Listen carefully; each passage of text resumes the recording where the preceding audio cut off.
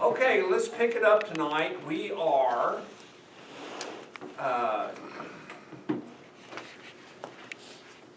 still in Ecclesiastes. I can't find that book. Where are you?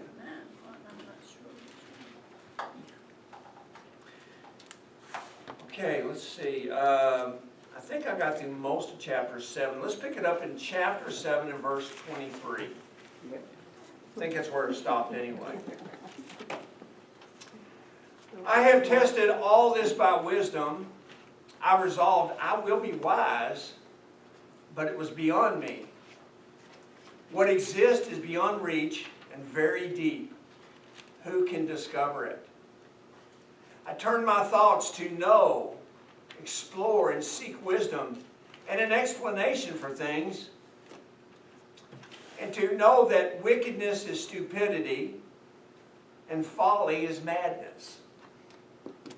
Now, you know, we stop right there. I want to stop right there. Stupidity and then folly. Those are almost like two opposite ends of the spectrum, isn't it? Stupidity is just, you're just ignorant. You just don't know enough to really, it's not really, a lot of times we call people stupid, and we mean it in a negative way, but a lot of times people are stupid because they're not able to learn, or they don't want to learn. It's not a matter of capability or ability. It's a lot of times it's a matter of their motive. And then folly, though, that's kind of like, that's people that don't think about it. They don't take anything serious. Everything's a party, right? Folly is, everything's a party. Let's party today, and they don't really take anything seriously. And so he says here that he found that wickedness is stupidity and folly is madness. Or in other words, you're almost crazy. Now let's move on to verse 26. And let me just say, I want to preface this to say, women, Solomon is going to say something here about women that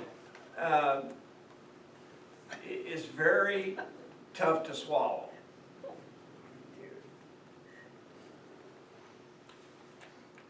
But you know, he did have 800 wives, didn't he? 700 wives?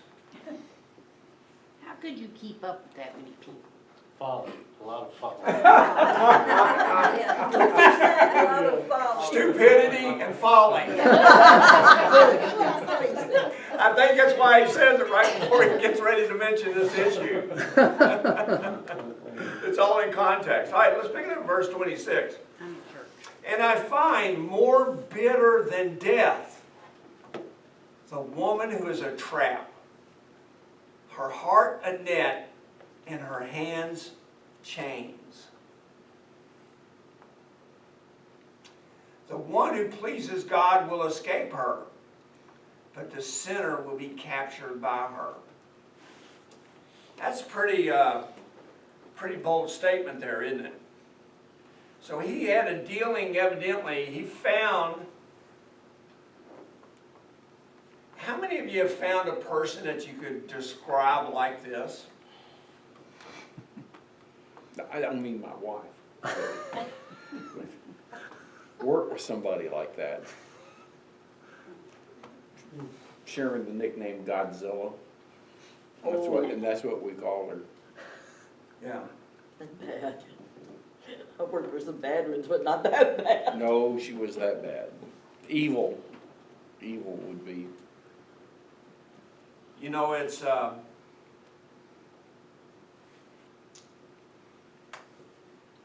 right now, we in our family, we're dealing with a woman that we don't know how to handle. And at times, I almost feel like Solomon, he says, more bitter than death.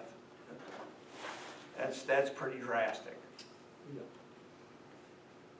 And yet, I can tell you personally, I've had two people in my life that I have not really been able to get along with, no matter how hard I try. One of them is the person I just spoke about, and the other person is a woman who was a produce manager who tried her best to get me fired. And I'm sad to say both of them have been women.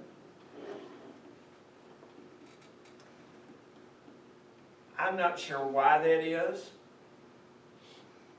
but I will tell you just on a personal basis, when I was a store manager, the drama that I had to put out constantly was in a department that was filled with women. It was filled with women.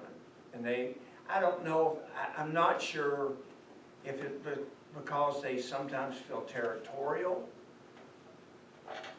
or what, but constantly, I'll never forget, I'd go to unlock the doors in the morning thinking, what kind of fires am I gonna have to put out today? I got to a point where I started hiring male men that were more passive to hire to put in that department to be a buffer. It got that bad. Can't they do anything? So let me just open this up to the women. Solomon is incriminating your gender. Not all of you, but it seems like, wonder why that is. Anybody over here did you ever have a relationship of another woman that just held on to something and they would not let it go, or there was no forgiveness, there was no reconciliation, it was, well, what's the saying? Hell hath no fury like a woman scorned. I mean, do any of you want to share anything like that? I ain't touching it. No, I've worked with a couple of women that all they wanted to do was stir the pot, or keep the pot stirred. That's what they lived for. And once they either quit or they were let go, it was amazing the difference in the office atmosphere. Yeah. Eric talks to me every morning about where he works at third shift. There's a couple women that they're like equal to him, or that in a different, he has to deal with, that gives him a really hard way to go, that's like that, and likes to steer stuff, just when they go out on break, they just just to steer him up, try to get him, and I always just keep telling him, kill him with kindness, kill him with kindness, that's what they're trying to do, they're trying to get you riled up, just don't let them do it. But I don't see how they do other people that way too, besides him. I don't see how they keep them there. I mean, why do they allow that, a company? To allow that friction? Yeah. A lot of times they're protected, unless they do some kind of heinous action, they're protected. Especially if they're in a union. They would have to do something very overtly heinous. Well, the before they government will. says you have to have so many women to a company. So sometimes they can't let them go because, And that's true, I think certain industries, it has to be a ratio of women. Yeah. Well, I think And it almost takes an act of Congress to get a federal employee fired. Believe me, I worked in personnel. Okay. It's a Something with long, their gay, drawn out, you know, tedious process. and they just think that, they try to act like they're a man, but, I don't know, he tells me all this stuff, and it's like, I don't see how they get yeah, a out lot of this them want stuff. men's job, but they don't wanna learn how to do Right. it. They like that, but they can't they're supposed to be switching, and they don't. And they because- don't, Yeah, I can't do that. right. Well, sports is a perfect example. How many women now you want to see play men's sports? But then, once they start letting them, then they gotta change the rules because they don't want the women to get hurt, Right, right, they gotta change everything. I think a woman is one of the most beautiful, gentle, graceful creatures that God created. Some of them. Now, wait a minute. But a woman that doesn't know Jesus can be the most evil witch that has ever walked on this hurtful, hateful, vengeful.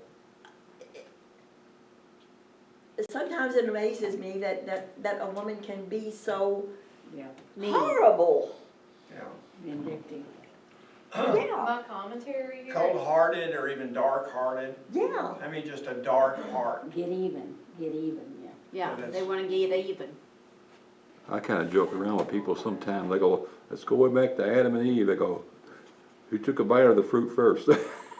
I mean, I think Satan is really the culprit. I mean, really, Satan is able to manipulate women a little more easily, I think, than men. Men are to be the leaders. We are supposed to be the spiritual head of a family. We are given, I think, you know, you pastors are supposed to be men. I think but for whatever reason, I think the devil is able to manipulate women more easily. And when, of course, if it's a godly woman, you know, you're in good shape. But the one that's ungodly can be really ungodly. I don't know.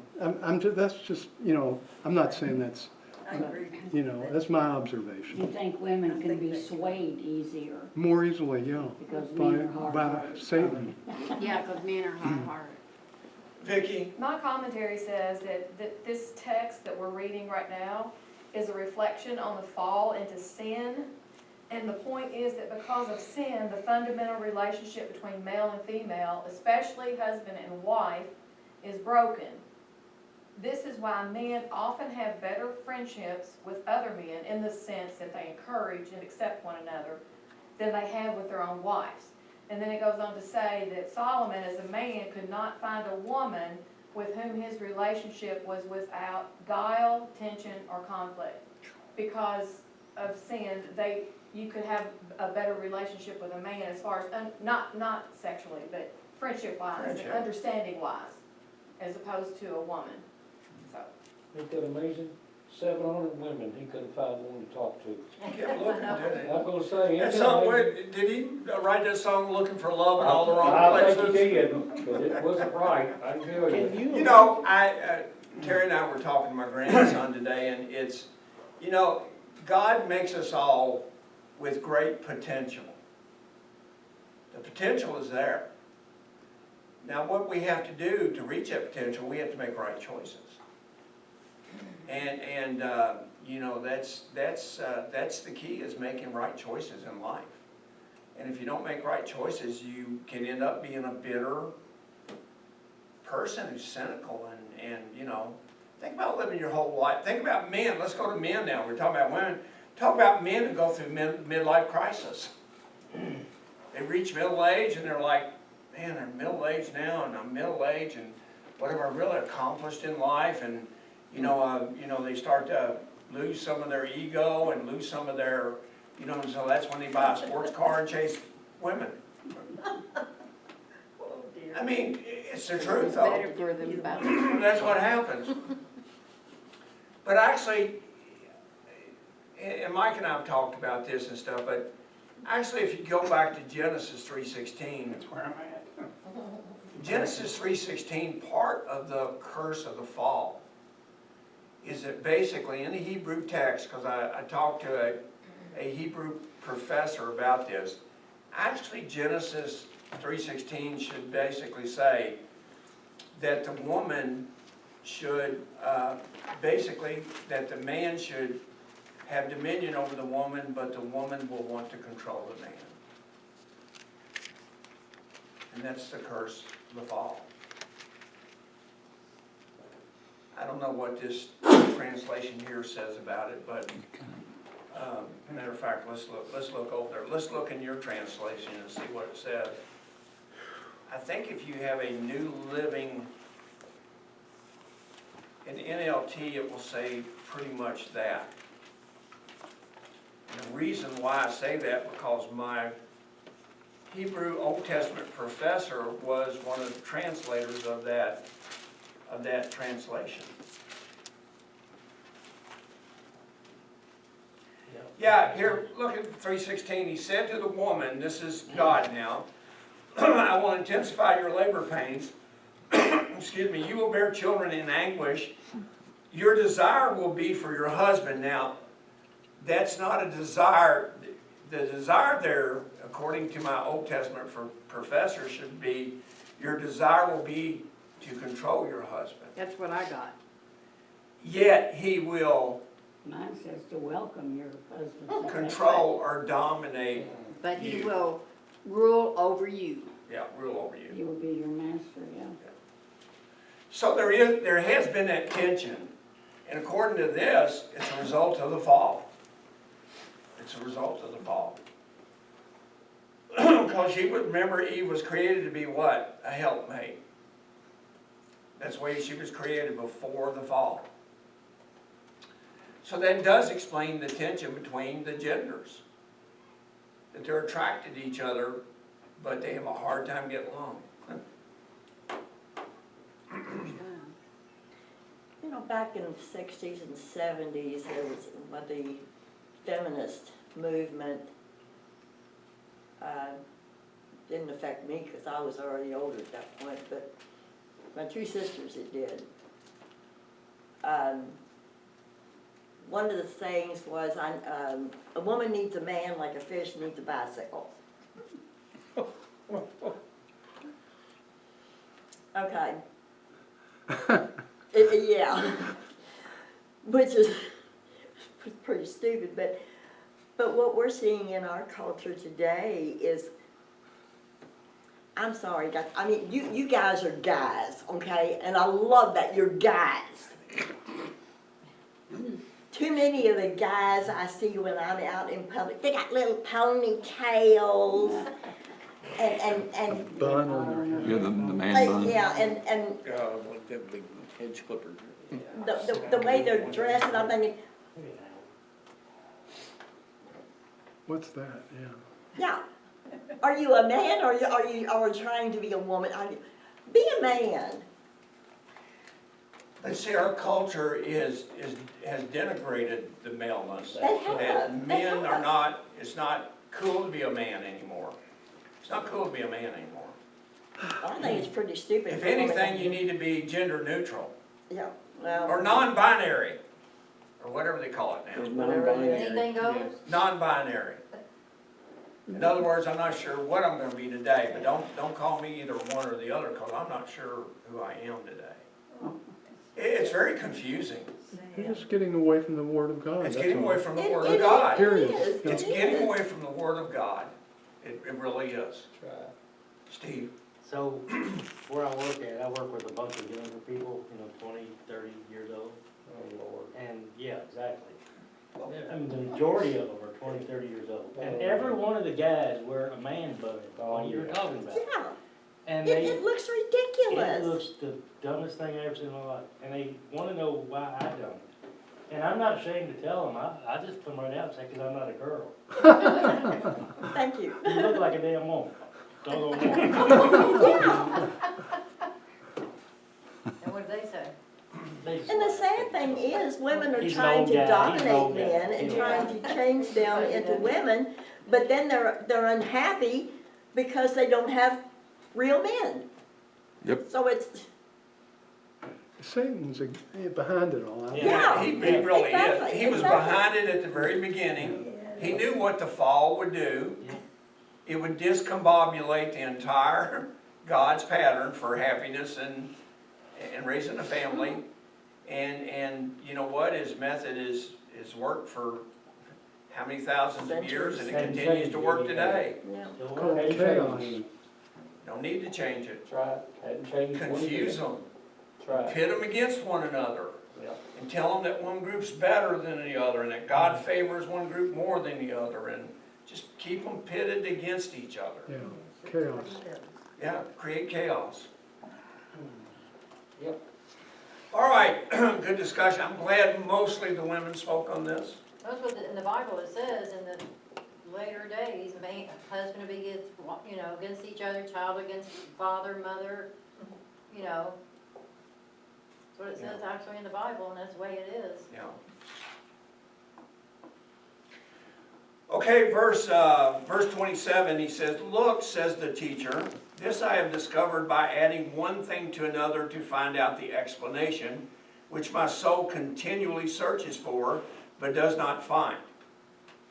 Among 1,000 people I have found one true man, but among all these I have not found a true woman."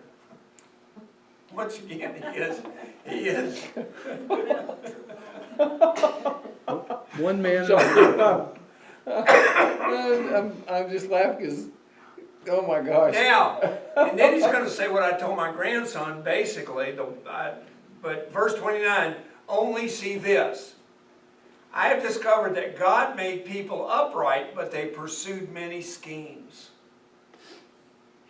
In other words, God made people with potential to be successful and to be godly and to be civil, but they pursue different avenues. That's probably true. So, God rest his soul, Solomon. In my notes, it says that, the point of Solomon's statement is not that women are unwise, but that hardly anyone, man Right. or woman, is Right. upright before God. Yeah, he said he only found one true man, but he didn't find any women. No wise women. So they're few and far between. Is that one him? Few and far between. Is that one Solomon? And he can't be the best man at his weddings. Weddings. Right? Yeah. There've been 700. Sorry, I just find this absolutely hilarious. He wrote this when he was late in life, right? Yeah. 'Cause I'm thinking there's probably 800 women in the you know, the harem filled with what he's bitter unto death. There, as soon as this got out, he's a goner. He's gone. I'm not sure what his lifespan was after this. I got can't out. imagine it was much. Brother Dunn, wasn't he also the person that is in Song of Solomon with the beautiful woman, Yes, Yes. that they both loved each other so much? absolutely. That was Many his first wife scholars, in his younger days. Tony, many scholars believe that he wrote Song of Solomon when he was young and very romantic. That he wrote Proverbs when he was like middle age, and he wrote Ecclesiastes toward the end of his life. So you can see the downfall. You can see it, that's right. It's all downhill, Coconut hit him in the head when he. all downhill. He went from I love her to I can't stand her. I can't stand her. I can't stand her. You can't take her anymore. Oh, mercy. Okay, let's move on here. Chapter 8, who is like the wise person and who knows the interpretation of a matter? A man's wisdom brightens his face and the sternness of his face is changed. Okay, you ever seen somebody, you can tell what people look like by their countenance on their face? That's basically what he's saying here, right? The countenance of their face, Sue, you can tell what somebody's really thinking based on the countenance of their face, or what kind of mood they're Don't look at in. me like that. Oh my God. So verse 2, keep the king's command concerning an oath by God, do not be in a hurry. Leave his presence and do not persist in a bad cause, since he will do whatever he wants. Now, I think he's talking about the king. You know, don't harangue the king. If he doesn't agree with you, don't stay around too long and make your case right away. If not, your head might roll. Right. Yeah, he goes on verse 4, for the king's word is authoritative, and who can say to him, what are you doing? The one who keeps a command will not experience anything harmful, and a wise heart knows the right time and procedure. So again, he's saying, once again, it's sometimes not even what you say, but when you say it and how you say it is wisdom. You may be right, but you may not win a particular battle if you fight it at the wrong time. Verse 6, for every activity there is a right time and procedure, even though man's troubles are heavy on him. Right, Gordon? The struggle is real. Struggle is real. That's what we said, right? Yes, sir.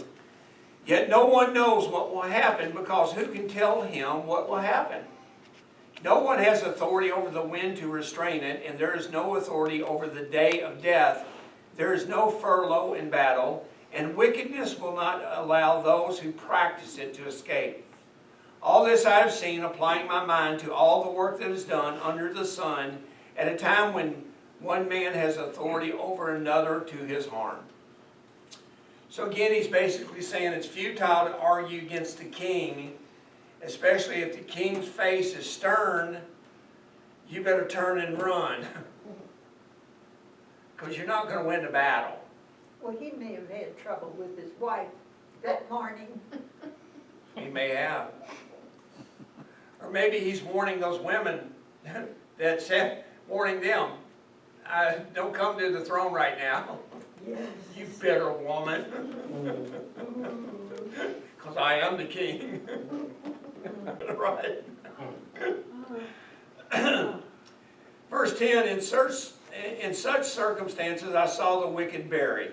They came and went from the holy place, and they were praised in the city where they did so. This too is futile, because the sentence against a criminal act is not carried out quickly. Therefore the heart of the people is filled with a desire to commit crime. Boy, isn't that true? Mm-hmm. If justice isn't swift, crime grows. That's right.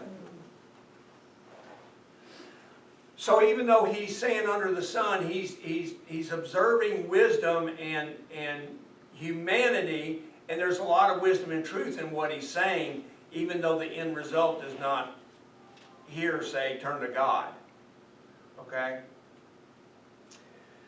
Verse 12, although a sinner commits crime 100 times and prolongs his life, yet I also know that it will go well with God-fearing people, for they are reverent before him. However, it will not go well with the wicked, and they will not lengthen their days like a shadow, for they are not reverent before God. So, you know, how true is that? I don't know, but, you know, for the most part, I'd say, you know, a person who lives a very hard life, you know, and drinks and smokes and parties all their life, chances are they're not going to live as long as they should. Right. If you just live a hard life, you're just not going to, you're going to cut down your chances of living, you know, have great longevity to your life. Any comments, questions, or anything before I move on? Verse 14, there's a futility that is done on the earth. There are righteous people who get what the actions of the wicked deserve, and there are wicked people who get what the actions of the righteous deserve. I say that this too is futile. In other words, he's saying there's no real justice. Justice is perverted. So I commended enjoyment, because there is nothing better for man under the sun except to eat, drink, and enjoy himself. For this will accompany him in his labor during the years of his days that God gives him under the sun. When I applied my mind to know wisdom and to observe the activity that is done on the earth, even though one's eyes do not close in sleep day or night, I observed all the work of God and concluded that man is unable to discover the work that is done under the sun. Even though a man labors hard to explore it, he cannot find it. Even the wise man claims to know it, he is unable to discover it. Again, if you're not living your life for an audience of one, it's futile, is what he's saying here.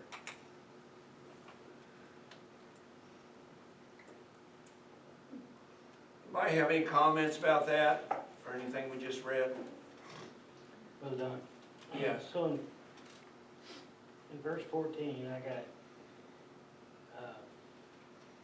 and this is not all that is meaningless in our world. In this life, good people are often treated as though they were wicked. This is going on absolutely right now. Right. And wicked people are often treated as though they were good. Rewarded or something, yeah. Yeah, that's absolutely going on right now. Yeah.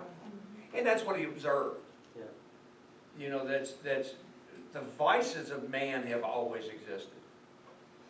and that need for power and greed have always existed.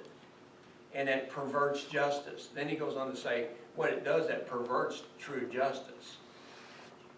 Right, but do you remember, I mean, I know everybody here remembers, but wasn't so long ago that, I mean, this was happening, but it wasn't happening to the extreme that's happening today. No, that's true. So, I mean, I just kinda wonder if, what's going on today was the same kind of stuff that was going on back then when he wrote this. As perverted as the day is today. You know what I'm saying? Maybe not as to the degree that it's going on today. But I don't know, whenever you have kings who are absolute power, whenever you have any kind of government where there's absolute power, you're gonna have tyranny. Yeah. And that's one of the things that makes the United States of America so unique compared to all the governments of the world, is the balance of powers between the three branches. That you can't have tyrannical power. And that's been one of the saving things about our nation that makes us so unique. Yes. And then, but now we've reached a point where the Constitution is being jacked in all kinds of different places, and now the balance of power is becoming imbalanced, or they're trying to imbalance the three branches of government, and that's dangerous. That's what we're seeing today a lot. Yeah. Yes, Mike? You know, I'm just thinking that all these facts are supporting the thesis that all is vanity and vexation of spirit. It doesn't really matter whether you got a lot of stuff or whether you don't have a lot of stuff and you're struggling, or whether you got a lot of stuff and whatever. It's what I've kind of concluded in is it's how are you operating under God's supervision? What are you doing to obey the Lord or not obey the Lord? Yeah. What's going on in your life? And that I think is the paramount question to ask yourself, and to try to guide your own life in terms of the Lord's leading you, rather than a woman leading you or society leading Possessions you. or ego. Or, Right. or your own appetite or Yeah. whatever. Yeah. Just allow the Lord to guide you, whether what you eat, what you don't eat, how you spend your life. And I agree with you, but once again, we've got to understand that even this book, it was inspired by the Holy Spirit. So it's got to be there to teach us something. We've got to learn from these books. Okay? And I'm saying that I think this helps us to see all the different ways people are struggling to find purpose. Right, but I'm saying it also teaches us the futility of going down different roads. Oh, absolutely. You know, Even for the Christian, Yeah. it might get sidetracked. right. Suddenly they've been in church all their lives, and now they own their own business, or they have an opportunity to make buku amounts of money, and do they subvert their faith to get there? So it's a teaching experience for Christians as well. Change their focus, move their focus to something else more stronger than to God. Take your eyes off Yeah, Jesus. you're taking your eyes off. When you take your eyes off Jesus, you're gonna fall, you're gonna sink. I don't care what you're doing, you're gonna sink. So the struggle is to find the will of God Yeah, right, yeah, in your life. yeah. Okay, what time do we have? How much time we got 20 left? after. 7:20. Okay, 10 minutes. all right. So let's go ahead and go to chapter 9. Indeed, I took all this to heart and explained it all. The righteous, the wise, and their works are in God's hands. People don't know whether to expect love or hate. Everything lies ahead of them. In other words, they can't see the future. Everything is the same for everyone. There is one fate for the righteous and the wicked, for the good and the bad, for the clean and the unclean, for the one who sacrifices and the one who does not sacrifice. And he's talking about here atoning sacrifices. As it is for the good, so it is for the sinner. As for the one who takes an oath, so for the one who fears an oath. This is an evil in all that is done under the sun. There's one fate for everyone.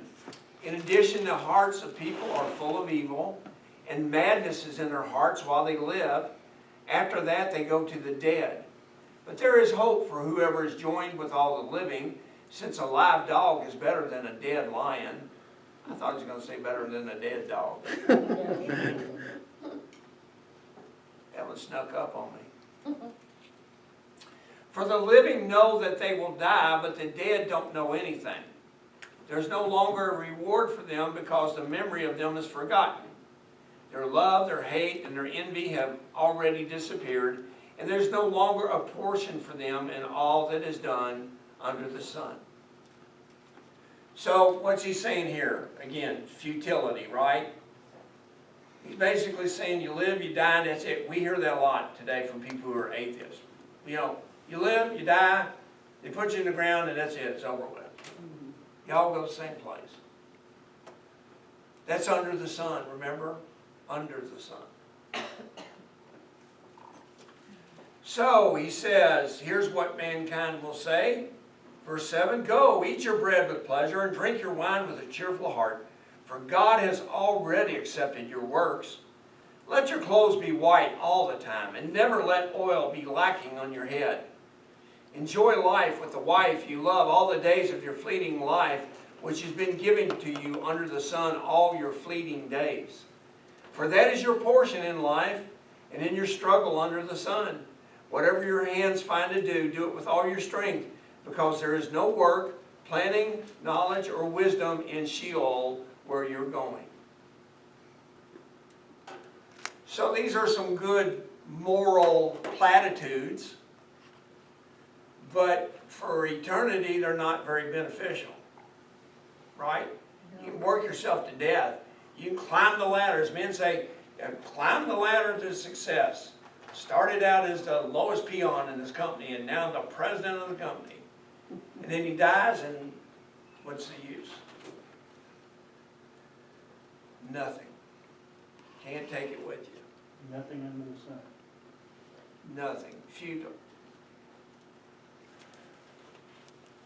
So then again he said in verse 11, again I saw that under the sun that the race is not to the swift, or the battle to the strong, or bread to the wise, or riches to the discerning, or favor to the skillful.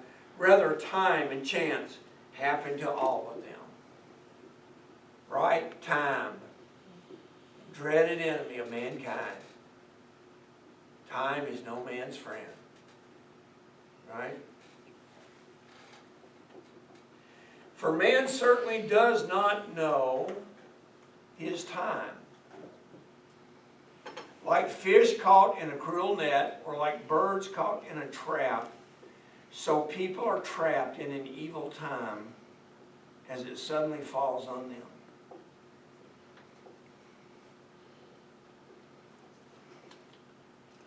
What a perspective that is. I have observed that this also is wisdom under the sun, and it is significant to me. There was a small city with a few men in it. A great king came against it, surrounded it, and built a large siege works against it. Now a poor wise man was found in the city, and he delivered the city by his wisdom. Yet no one remembered that poor man. And I said, wisdom is better than strength, but the wisdom of the poor man is despised, and his words are not heeded. Isn't that interesting? He tells a story of a man that he knew himself, that a great army was going to take down the city, and one wise man came forward and gave him the wisdom to thwart that siege of that city. And then he said, when he died, nobody remembered him. The calm words of the wise are heeded more than the shouts of a ruler over fools. Wisdom is better than weapons of war, but one sinner can destroy much good. Boy, in that last line, one sinner can destroy much good. One rotten apple can spoil a barrel full sometimes. Yeah. That's what I was thinking. You know, Words. I couldn't hear a word you said. Ah,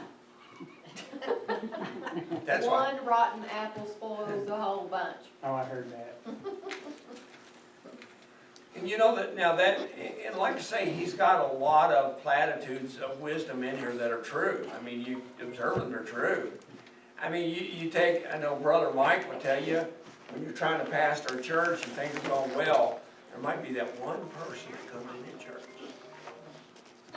One person. Yep. you know, when I hear that phrase, one rotten apple can spoil a barrel full, you know who I think of? The policeman. Michael Jackson? No, the policeman. You know how they say, because a lot of times they think Oh. they're all bad because Yeah. there's one rotten one in the bunch, and it Yeah. just, yeah. Yeah. All right, so next week, I think we're gonna finish up this book. Yeah, it'll be on 10. We're gonna, 10, 11, and 12, we'll try to knock it out. Now, I will tell you that chapter 12, I will tell you, chapter 12 is pretty comedic. So we will end on a very happy note. No, not exactly. Not as much despair. Well, I guess you could say it's one of those chapters where you laugh to keep from crying. That's a better way of saying that. Steve here. You don't want You don't want to miss it. I don't want to- You don't want to miss that one. Now, get out Dodge, right? Get here, right? Vamoose! Somebody said- Get out and take said that. right. That's He right. took a bite of the fruit Get out, first. take that. Everybody, get out. Yeah. Hurry out. Hurry up, go home.